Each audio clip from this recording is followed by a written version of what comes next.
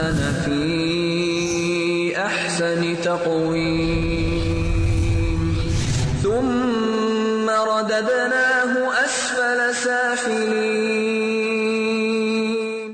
السلام عليكم ورحمة الله وبركاته. الحمد لله رب العالمين والصلاة والسلام على رسوله الكريم، أما بعد، فأعوذ بالله السميع العليم من الشيطان الرجيم من همزه ونفخه ونفسه. بسم الله الرحمن الرحيم. يا أيها الناس إنا خلقناكم من ذكر وأنثى وجعلناكم شعوبا وقبائل لتعارفوا إن أكرمكم عند الله يتقاكم. ناظرین گرامی، آپ ہمیشہ اس بات کو یاد رکھیں کہ ہماری جو بات چل رہی ہے وہ یہ ہے کہ آدم علیہ السلام کو اللہ تعالیٰ نے مٹی سے پیدا کیا اور سارے انسان آدم کی اولاد ہیں. آدم علیہ السلام کو اللہ تعالیٰ نے پیدا کرنے کے بعد ان کی پسلی سے ان کی بیوی کو بنایا، پھر ان دونوں کے ذریعے اللہ تعالیٰ نے سارے انسانوں کو پھیلایا. سارے انسان آپس میں بھائی بھائی ہیں. ایک دوسرے کا احترام عزت کرنا ہم سب کی زندگی کا مقصد ہونا چاہیے. اور ساتھ ہی ساتھ یہ بات ذہن میں رکھیں، یہ بات جو ہماری چل رہی ہے کہ اللہ تعالیٰ نے انسانوں کی تکریم کی ہے. فرشتوں کے سامنے کہا فرشتے سجدہ کرو، فرشتوں نے سجدہ کیا، اللہ نے عزت دی، اپنے ہاتھوں سے بنایا.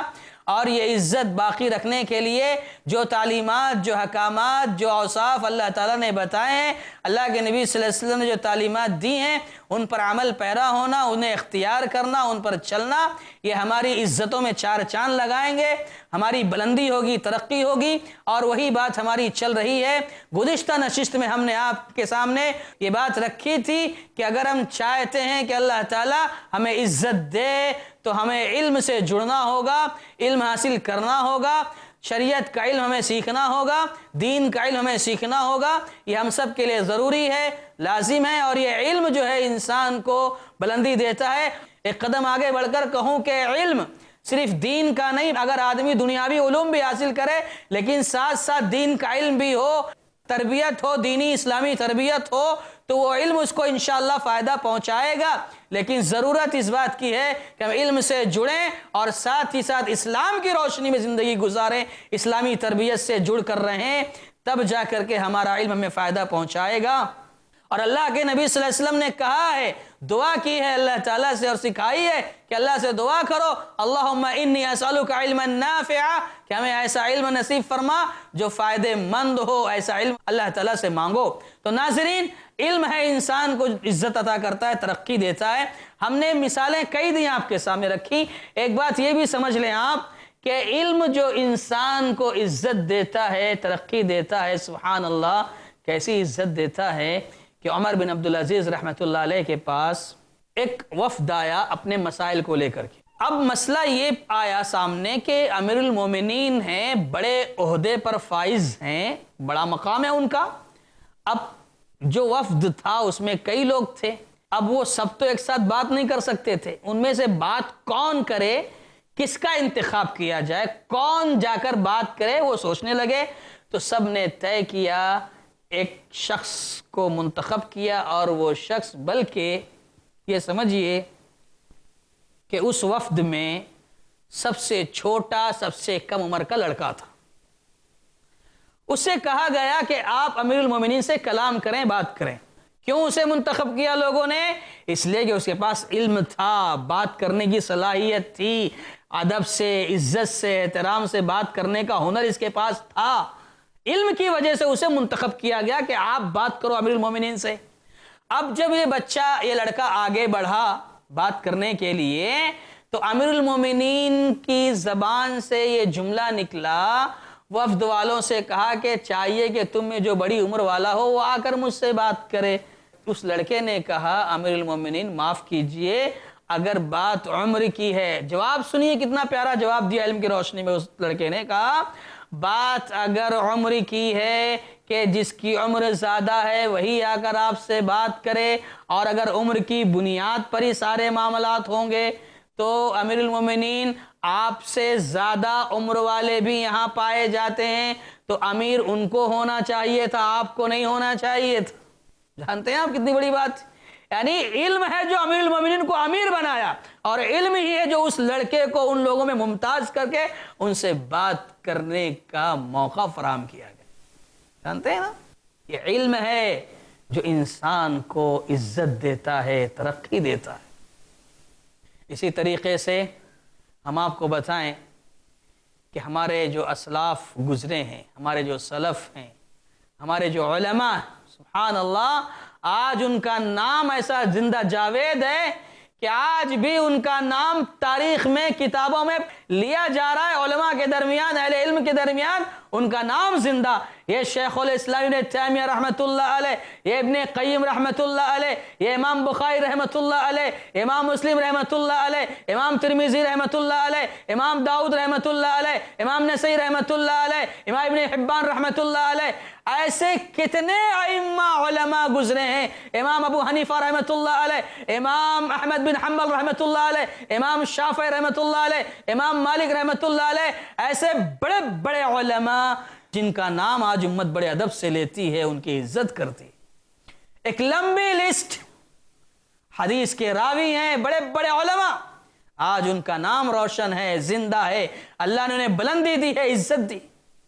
یہ امام زہری رحمت اللہ علیہ، امام زہری رحمت اللہ علیہ کے بارے میں آتا ہے، امام زہری رحمت اللہ علیہ ان کی پوری زندگی علم سیکھنے سکھانے میں گزر گئی۔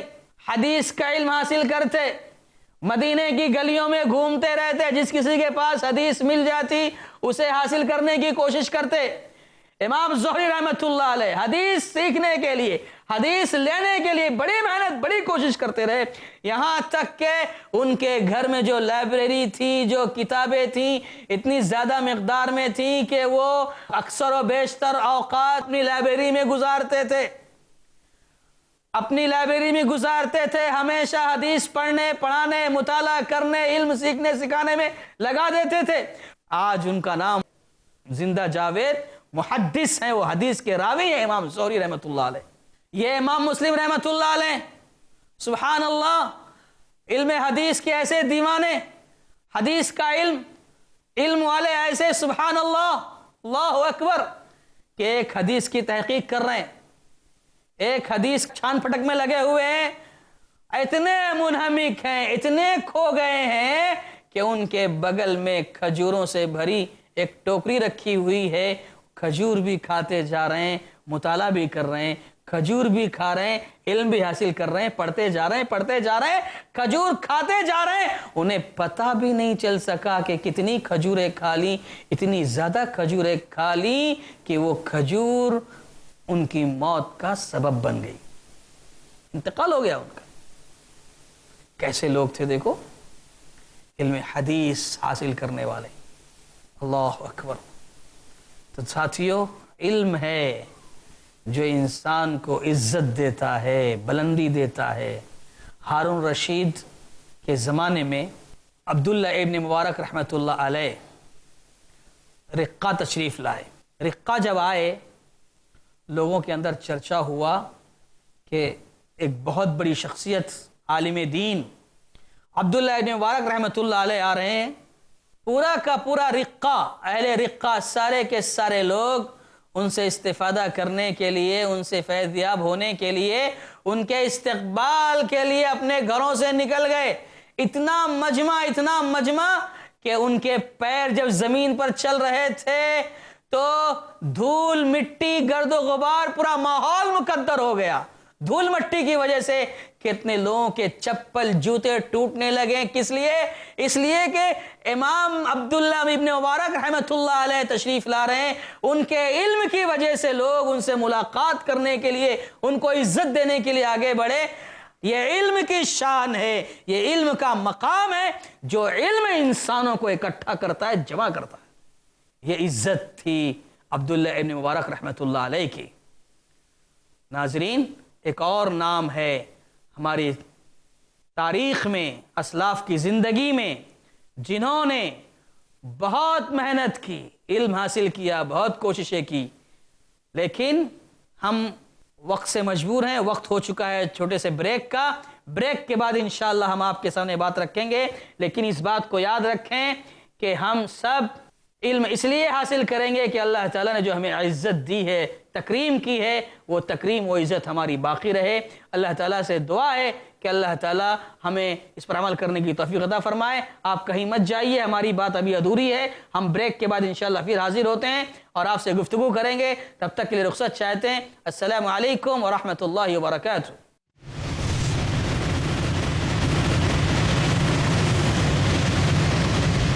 السلام علیکم ورحمۃ اللہ وبرکاتہ۔ ناظرین، ہم پھر سے آپ کی خدمت میں حاضر ہو گئے۔ ہم یہ بتا رہے تھے کہ علم ایسی دولت ہے کہ اس کے ذریعے انسان کو عزت ملتی ہے، تقویت ملتی ہے۔ ہم نے کہا تھا کہ ہم اور سلف کی کچھ مثالیں دیں گے، لیکن اس سے پہلے ہم یہ بتا دیں کہ علم کوئی بھی ہو، اگر آدمی حاصل کرتا ہے تو علم انسان کو ترقی دیتا ہے، علم انسان کو بلندی دیتا ہے۔ دیکھو ایک بات یہ بتاؤں میں آپ کو کہ جب فرعون جو ظالم و جاویر بادشاہ تھا، اس کو نجیمی نے بتایا کہ ایک لڑکا پیدا ہوگا جو تیرا خاتمہ کرے گا، وہ فرعون ڈر گیا۔ اس نے کیا اعلان کر دیا کہ آج کے بعد جتنے لڑکے پیدا ہوں گے سب کو ذبح کر دینا، صرف لڑکیوں کو زندہ رکھنا۔ یذبحون ابناءکم ویستحیون نساءکم، کیا فرمان تھا اس کا، اس پر عمل شروع ہو گیا۔ ظالم نے کتنے بچوں کو ذبح کروایا، جو بچے پیدا ہوتے تھے انہیں ذبح کر دیا جاتا، صرف لڑکیوں کو زندہ رکھا جاتا۔ وہ کیوں ایسا کر رہا تھا؟ تاکہ وہ لڑکا جو بڑا ہو کر اسے قتل کرنے والا ہے وہ پہلے ہی ختم ہو جائے دنیا سے۔ لیکن اللہ نے کیا انتظام کیا، سبحان اللہ، موسیٰ علیہ السلام کو اسی کے گھر میں پالا، اس نے خود پرورش کی۔ سبحان اللہ، اللہ کا نظام بڑا ہی نرالا ہوتا ہے، اللہ تعالیٰ کی پلاننگ بڑی زبردست ہوتی ہے، کوئی مقابلہ نہیں کر سکتا۔ اللہ ہماری حفاظت فرمائے۔ تو بہرحال فرعون نے کیا کیا تھا، ذبح کرنے کا اعلان کر دیا۔ تو بہرحال ہم یہ کہہ رہے تھے کہ علم ہے جو انسان کو عزت دیتا ہے، بلندی دیتا ہے، اونچائی پر لے جاتا ہے۔ یرفع اللہ الذین آمنوا منکم والذین اوتوا العلم درجات۔ دیکھو ایک نام ہے عبد الرحمن ابن جوزی رحمۃ اللہ علیہ کا، یہ اپنی پوری زندگی پڑھتے رہے، لکھتے رہے، لکھاتے رہے، لوگوں کو فائدہ پہنچاتے رہے، اپنا علم بانٹتے رہے۔ آج یہ نام اہل علم کے پاس روشن ہے، زندہ ہے، ان کا نام عزت سے لیا جاتا ہے۔ جب بھی نام آتا ہے تو عبد الرحمن ابن جوزی رحمۃ اللہ علیہ کہا جاتا ہے۔ کتنا بڑا نام، سبحان اللہ، کیا خدمت تھی ان کی۔ یہ لکھتے بہت تھے، بہت لکھتے تھے، سبحان اللہ، کیسے لوگ تھے۔ دیکھو علم حاصل کرنے کے لیے، علم کے لیے کتنی محنتیں کی ہمارے اسلاف نے، کتنی کوششیں کی۔ یہ سفیان ثوری رحمۃ اللہ علیہ بیان کرتے ہیں کہ یہ ہمارے علماء، یہ ہمارے اسلاف سوکھی سوکھی روٹیاں لے کر کے دجلہ کے پانی کو سالن بنا کر کے کھاتے تھے۔ سبحان اللہ، علم ایسا تھا۔ کہتے سفیان ثوری رحمۃ اللہ علیہ، ہمارے پاس جو علم کی دولت ہے یہ اگر بادشاہوں کو معلوم ہو جائے اور یہ سوکھی روٹی اور یہ سمندر کا پانی جسے سالن بنا کر ہم کھاتے ہیں، اگر یہ علم اور اس کی لذت معلوم ہو جائے، یہ بادشاہ اگر ہم سے تلوار کے ذریعے قتال کر کے ہم سے یہ چیز چھیننے کی کوشش کریں گے۔ یہ علم کی شان جانتے ہیں آپ۔ عبداللہ ابن عباس رضی اللہ تعالی عنہ کیسے تھے، سبحان اللہ۔ ان کے بارے میں اللہ کے نبی صلی اللہ علیہ وسلم نے کہا تھا، اللہم علم القرآن وفقہ فی الدین، اے اللہ انہیں قرآن کا علم دے دے اور دین کی سمجھ دے دے۔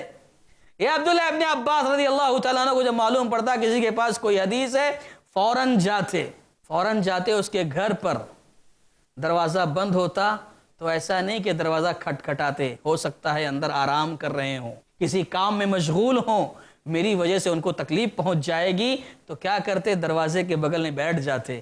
وہ صاحب مکان گھر والا جب باہر نکلتا تو دیکھتا عبداللہ ابن عباس بیٹھے ہوئے، حیران پریشان ہو کر پوچھتا، کہتا آپ ہمیں کیوں نہیں بتا دی، ہم خود آپ کے پاس چلے آئے ہوتے، آپ چل کر ہمارے پاس آئے، کیا بات ہے؟ کہا کہ نہیں، ضرورت میری تھی اس لیے میں آیا ہوں، میں نے سنا ہے آپ کے پاس کوئی اللہ کے نبی صلی اللہ علیہ وسلم کی حدیث ہے، وہ آپ سے سننے کے لیے آیا ہوں۔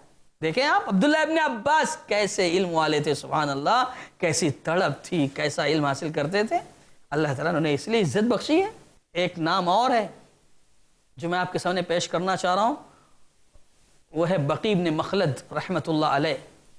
یہ خراسان سے نکل کر آتے ہیں. کہاں آتے ہیں؟ بغداد. امام احمد بن حنبل رحمۃ اللہ علیہ کے پاس. خراسان سے نکل کر احمد بن حنبل رحمۃ اللہ علیہ کے پاس آتے ہیں. کس لیے آتے ہیں؟ ان سے علم سیکھنے کے لیے، حدیث کا علم لینے کے لیے آتے ہیں، ان کے علم سے استفادہ کرنے کے لیے آتے ہیں.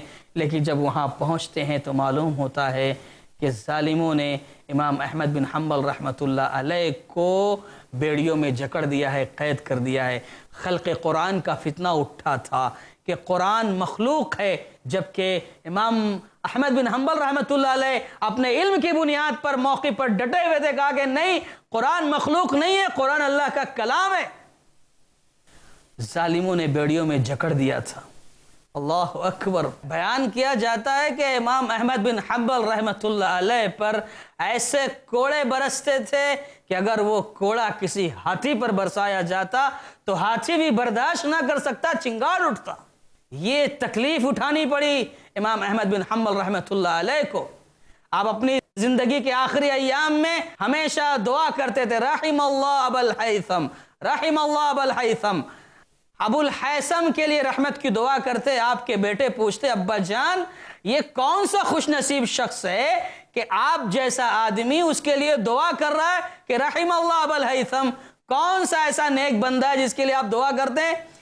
امام احمد بن حنبل رحمۃ اللہ علیہ کہتے ہیں، بیٹے وہ کوئی نیک آدمی نہیں تھا، وہ ایک ڈاکو تھا. وہ ایک ڈاکو ہے جس کے لیے میں رحمت کی دعا کرتا ہوں. جب میں جیل میں گیا تھا، کال کوٹری میں بند تھا، اور مجھے دشمن جب لے کر جا رہے تھے تو یہ ابو الہیثم میرے سامنے آیا اور مجھے کہنے لگا، اے امام احمد بن حنبل مجھے دیکھو، میں ایک چور ہوں، میں ایک ڈاکو ہوں، میں یہاں سے باہر جاتا ہوں، ڈاکہ ڈالتا ہوں، چوری کرتا ہوں، مجھے سپاہی پکڑ کر لاتے ہیں، قید کرتے ہیں، مارتے ہیں، پھر مجھے چھوڑتے ہیں، پھر جاتا ہوں چوری کرتا ہوں، پھر واپس آتا ہوں جیل میں، پھر مارا جاتا ہوں، پھر جاتا ہوں چوری کرتا ہوں. میں اپنے اس برے کام میں ڈٹا ہوا ہوں، مجھے یہ تکلیف ان کی مجھے میرا کام چھڑا نہیں پا رہی ہے. اے امام احمد بن حنبل تم تو حق پر ہو. اللہ اکبر. کہتے ہیں بیٹے ابو الہیثم ایک چور تھا، اس نے مجھے حوصلہ دیا، کہا امام صاحب آپ تو حق پر ہیں، یہ حکومت تمہیں کیا تکلیف پہنچائے گی، برداشت کرنا، صبر کرنا. مجھے ہمیشہ تکلیف دیتے ہیں لیکن میں اپنے کام سے نہیں ہٹا، جبکہ میں ایک چور ہوں، ڈاکوں. تم حق پر ہو، اس پر قائم رہنا. کہتے ہیں ابو الہیثم نے مجھے حوصلہ دیا اور میں ساری مصیبتوں کو برداشت کر گیا. اس لیے میں ابو الہیثم کے حق میں دعا کرتا ہوں، رحم اللہ ابا الہیثم.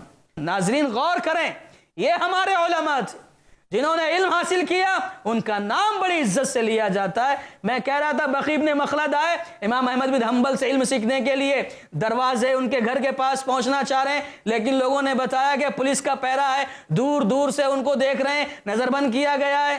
کہتے ہیں کہ یہ شام کے وقت بھیس بدل کر دروازے پر دستک دیتے ہوئے گئے، کہنے لگے اللہ کے نام پر کچھ دے دو، اللہ کے نام پر کچھ دے دو.